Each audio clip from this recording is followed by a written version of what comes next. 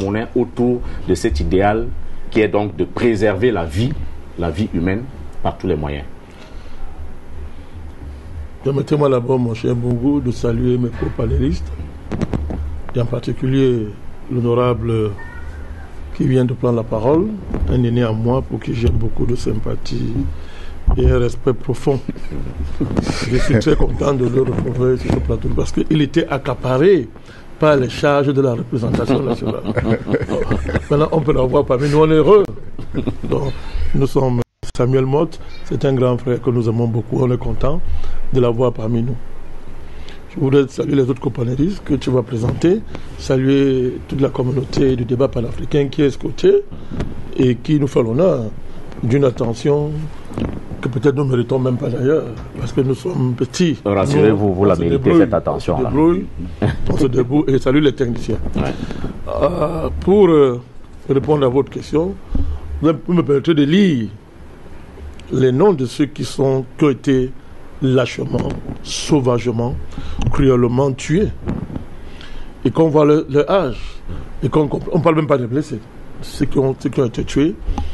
Vous avez Victoire Kamimbon Gameni, 11 ans. Annam Jim Jennifer, 12 ans. Guémon Princess, 12 ans. Chez Telma Chanwi, Zakame Rema, 9 ans, les deux.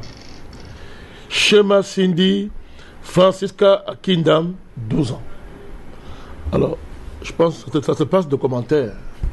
Vous allez me dire, qu'est-ce que des enfants qui évoluent dans les tranches d'âge que nous venons de citer ont à voir avec ce terrorisme-là, cette criminalité, ce satanisme le plus abject. En assassinant ces enfants de la façon la plus cruelle possible, qu'est-ce que ces gens cherchent? Quel est le message qu'on veut envoyer? Est-ce qu'il y a un même message même quel message même peut-on tirer devant un tel niveau de cruauté, d'inhumanité? Absolument rien. On est là devant le mal absolu, devant l'abjection suprême. On n'en tire rien. Tout ce qu'il y a à faire, mon cher Bachir, la seule leçon, mon cher Bongo, frère Bongo, qui a tiré, c'est quel genre de dialogue peut-on avoir entre des humains et des inhumains? Pour leur montrer qu'ils se trompent, par exemple. Non, vous n'avez pas bien compris. Est-ce que des humains peuvent parler avec des inhumains? C'est un dialogue quasiment dessous. Vous perdez votre temps.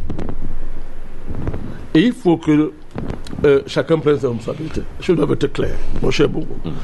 Vous savez, vous parlez du deuil national qu'il y a eu dans le pays et de la célébration officielle. On ne peut pas nier qu'on a observé une espèce au niveau des populations, oui, d'union sacrée. Avec l'État, l'union sacrée de tout le pays, pour dire non. Notre pays ne mérite pas ça. Et que plus jamais ça. C'est un fait clair et net. Bon, quelques tintins d'apprentis sorciers ont voulu transformer ça à une occasion de montrer qu'ils ne sont pas de la même race d'humains que nous, en voulant transformer le deuil national à une affaire où on va faire de la gesticulation politicienne de bas niveau. Je ne ferai pas de la publicité ici. Je vais faire trop d'honneur. Malheureusement, les populations, le peuple camerounais a démontré qu'il est au-dessus de ce genre de manigance. Tout le monde y a été uni pour pleurer nos enfants qui sont morts.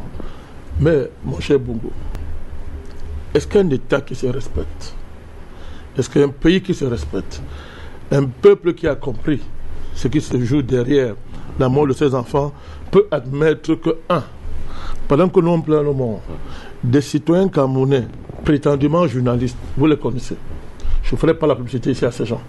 Il y a un qui a carrément dit qu'il faut l'intervention étrangère au Cameroun. Il faut une force d'interposition. Parce que le Cameroun n'est plus un État, l'armée n'existe pas, il n'y a rien. Vous le connaissez. Je ne ferai pas l'honneur d'appeler son nom sur cette table. Ce sont des journalistes bien connus. C'est même pas utile. Et il y a un autre qui a carrément dit que celui qui est responsable de cela s'appelle le chef de l'État du Cameroun. Autrement dit, c'est lui qui a tué ses enfants. Mais ça aurait été moins grave et ça s'arrêtait à ce que vous appelez journaliste. Mais M. Kamto, puisqu'il faut bien le citer, on va faire comment, est sorti pour dire que d'abord, il n'emploie pas, ce ne sont pas les terroristes, il n'utilise pas ce mot-là, mais en plus, il appelle lui aussi à l'intervention étrangère dans le pays. Mais la question est de savoir, est-ce que le gouvernement camerounais mesure ce que tout ceci signifie? Est-ce que l'État camerounais mesure tout ce que cela signifie? Que alors qu'on est dans une situation pareille, des médias, vous avez des médias qui font l'apologie de ces crimes, ce qui s'est passé, qui soutiennent ça et disent que non, ils ont fait ça parce qu'au Cameroun, l'État ne dialogue pas. Il faut un deuxième dialogue. Écoutez bien, ça dit que, ça dit que ces gens ont tué pour qu'il y ait un deuxième dialogue. C'est ce qu'on dit. Et du coup, ils n'ont rien fait de mal. Que c'est parce que l'État n'a pas suffisamment dialogué qu'il faut même tuer davantage. Et que chaque fois qu'on tue davantage, c'est l'État qui est cause. Et que ceux qui tuent, mènent une action de salut public. Est-ce que vous vous rendez compte? C'est-à-dire en massacrant, ils mènent une action de salut public pour amener un État qui a totalement failli, d'après leur théorie, à dialoguer. Mais vous avez déjà vu ça, M. Bongo. Or, il y a les cas qui nous parlent partout. Vous avez vu en France? Prenez le cas français. Dès qu'on a... il y a eu le premier assassinat, là, tout ça est comme ça. Vous avez vu l'Union sacrée? Dès qu'il y a eu l'autre où on a tué, je crois, 3 dans une église. Qui est venu dire à la télévision? Vous avez vu que l'homme politique français est venu dire que c'est M. Macron qui a tué, qui est responsable? Vous avez vu que l'homme politique français le dit? Vous avez même entendu quel journaliste en France, quelle société civile, entre guillemets, en France, te dit ce genre de discours? Lorsque M. Macron a commencé sa guerre avec M. Erdogan, vous avez le comportement de la classe politique française, alors qu'avant, vous avez plein de partis qui, dans le débat quotidien, vous disent que non, la présidence, entre guillemets, islamique en France est due, n'est-ce pas, à la légèreté politique du pouvoir, des différents gouvernements qui sont succédés à la tête du pays. Mais dès que Erdogan est sorti pour défendre ses frères, entre guillemets, ses frères de confession religieuse, union sacrée, toute la classe politique française s'est rangée derrière Macron pour s'opposer à M. Erdogan. Bon, moi je ne comprends pas.